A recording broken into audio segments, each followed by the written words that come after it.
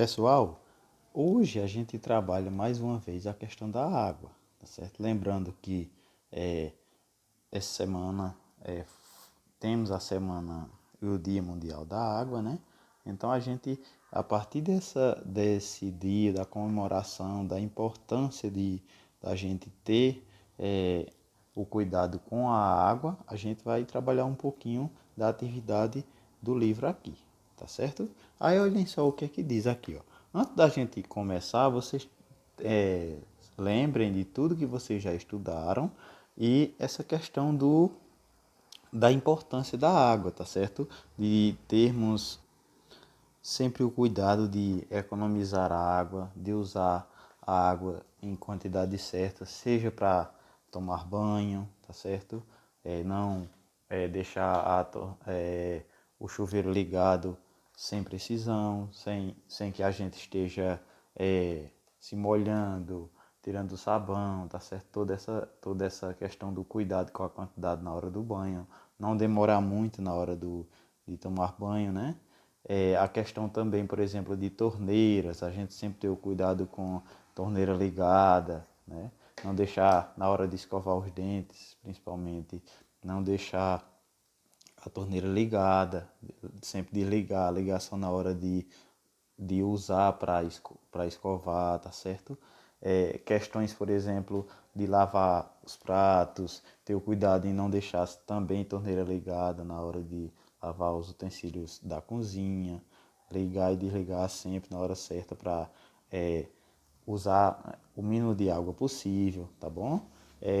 A questão, por exemplo, de ter cuidado até na questão de descarga, para não estar usando descarga com uma quantidade de água muito grande, porque tem como regular as descargas atuais, seja as descargas daquelas simples de plástico, seja descargas com válvula e descargas daquelas caixas que ficam acopladas, elas têm como você regular a quantidade de água para dar a descarga com o mínimo possível de água, tá certo? Assim como tem pessoas que utilizam, por exemplo, de juntar água do banho em bacia, em balde, para usar essa água como descarga, já para evitar de usar água limpa na descarga, tá certo? São várias maneiras de economizar. A questão de energia, por exemplo, como vocês já viram em vídeos, de economizar energia, da gente principalmente à noite, que a energia é mais cara também, você economizar energia nos seus usos diários, porque a maior parte, grande parte da energia do Brasil vem de hidrelétricas, vem de energia produzida a partir das usinas em barragem, tá certo? Aí você economizando automaticamente há uma economia também de energia nessa produção. Aí são vários tipos de economia que a gente pode fazer. E a partir daí a gente vai trabalhar várias questões, seja questão do uso de água na zona rural e na cidade, e também a questão do uso de água racional e da proteção do planeta, da proteção das águas.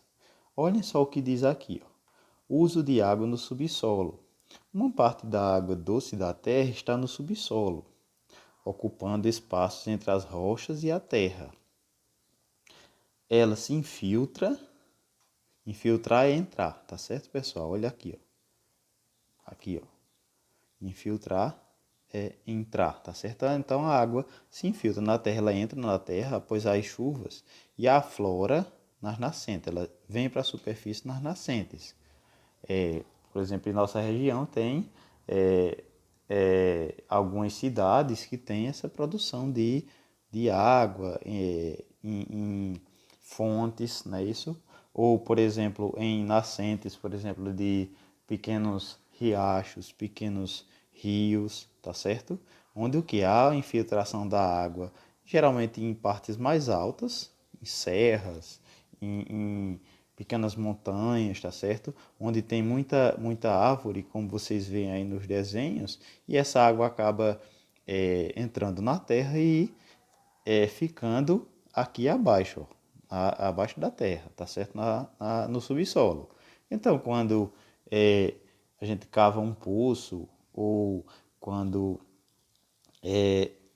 tem nascentes de rio, essa água pode subir, pode aflorar e vir para a superfície, tá certo? Seja nas nascentes de rios e lagos, seja quando a gente cava um poço, algum tipo de mecanismo que a gente possa tirar a água que está no subsolo, tá certo?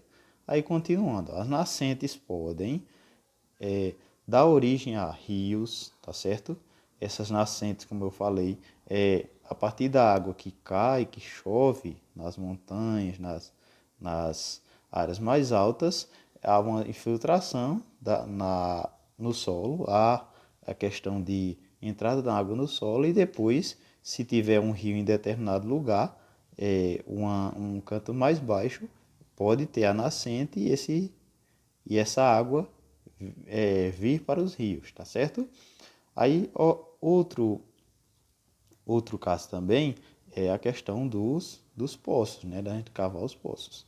Aí, continuando, ó. Mas para que a água se infiltre no solo, ele tem que estar permeável, ou seja, ele pode estar coberto de asfalto, ele não pode estar coberto de asfalto ou concreto, como nas ruas e calçadas, tá certo? Esse caso de infiltração da água no solo não acontece nas cidades, onde tem muito concreto, onde tem asfalto, porque a água bate e corre em cima do asfalto e não tem como ela entrar na terra.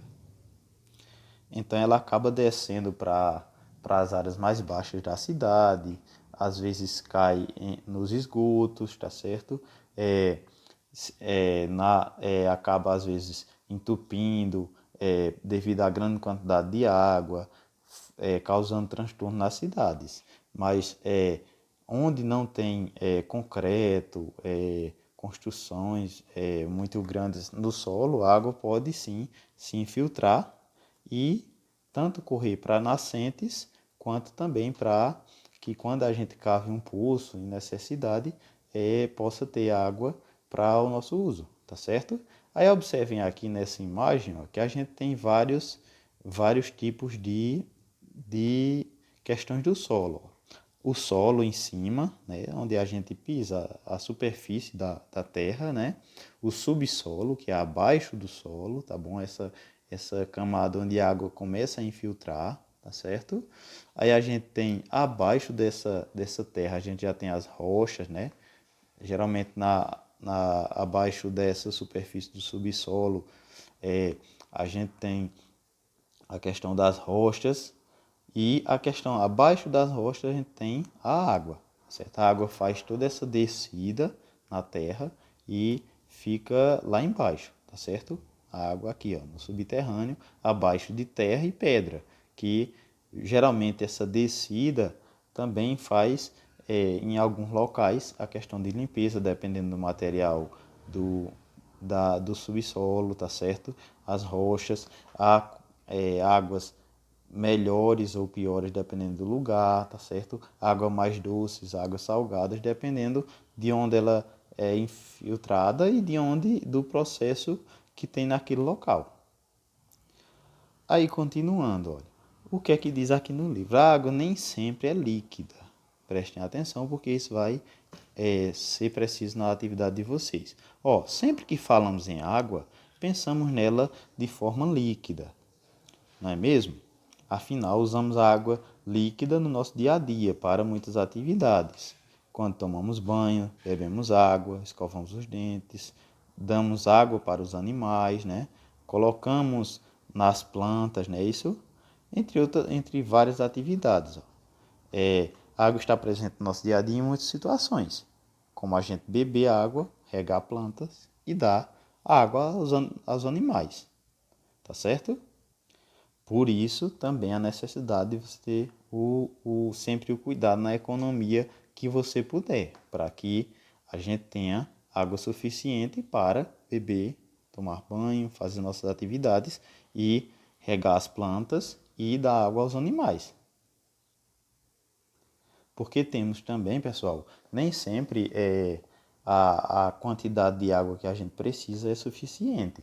A gente mora em lugares, às vezes, onde não tem água suficiente para nosso uso, como, por exemplo, aqui no Nordeste, tá certo? Tem, a maioria dos lugares não tem água suficiente para, água doce o suficiente para o uso das pessoas nas suas atividades. Por isso que tem que ter um cuidado nessa economia e que a gente vai trabalhar mais no nosso exercício. Olha só, a água pode ser o que, pessoal? A água pode ser sólida, tá certo? A questão do gelo, as geleiras, exemplos aqui, ó, que a gente já viu a questão do planeta Terra, né? Nos polos, Polo Norte e Polo Sul, e em outros locais onde tem essas geleiras, né? A água congelada, tá bom? Na Terra existem regiões muito frias onde a água congela. No Polo Norte, Polo Sul e o topo das montanhas mais altas são exemplos de lugares onde ocorre o congelamento. Congelamento de quê? Da água, né? Quando a água se apresenta dessa forma, dizemos que a água está sólida, né? O gelo é água sólida, tá certo? A água normal ela é líquida, né? E o gelo é a água no seu estado, no seu formato sólido, tá certo? Aí observem a descrição aqui dessa imagem. Ó. Na foto vemos a geleira Perino Moreno, na Patagônia Argentina, em 2016. Uma geleira é a grande massa de gelo formada por várias camadas de neve compactada, ou seja, aí é uma área de montanha, né, muito alta. Geralmente o gelo se forma no Polo Norte e Polo Sul em montanhas muito altas, porque quanto mais alta a terra, menor a temperatura, então o gelo acaba se formando, tá certo? E vai o quê? Vai caindo a neve, vai compactando aquele gelo, vai caindo neve em cima de neve, vai compactando e formando a geleira. É um dos processos, tá certo? Mas além da gente ter água no seu estado líquido, que a gente bebe e usa para plantas e animais, a gente tem a forma sólida, como nesse exemplo aqui, e a gente tem a forma de vapor, né, pessoal? A água em forma de vapor. Ó, quando a água está na forma de vapor, não conseguimos vê-la.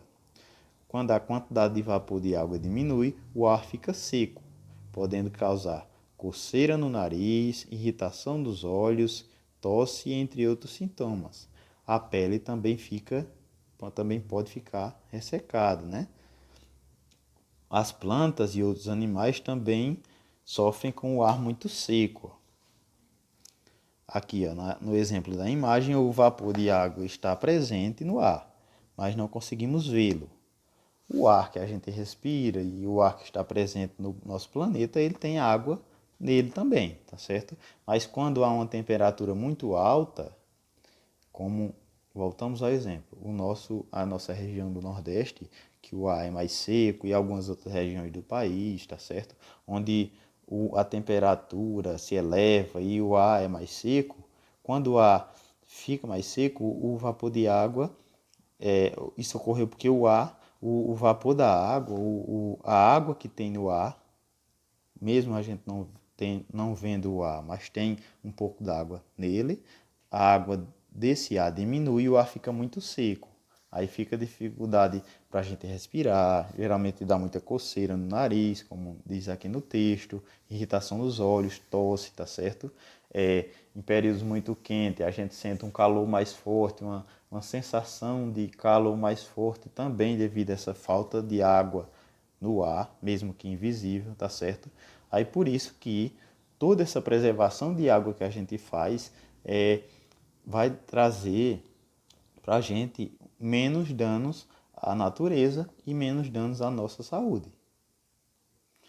É o vapor de água, que a gente vê, por exemplo, o que ocorre, a água transformar-se em vapor, e que a gente vai estudar muito mais, por exemplo, quando a gente lava, quando as mães de vocês lavam uma roupa, né? Que a roupa está molhada e ela vai secando. Então, aquela água que estava na roupa, ela sai da roupa com a temperatura, com o sol, ela sai da roupa e vai para o ar, tá certo? Então, há o que? Uma transformação. Ela estava no estado líquido e foi para o estado de vapor, de gás, né? Ela se transformou, foi para o ar, que aí ela vai ficar presente no ar e em grande quantidade ela vai formar nuvens e toda aquela questão da chuva que é o processo de água no nosso planeta.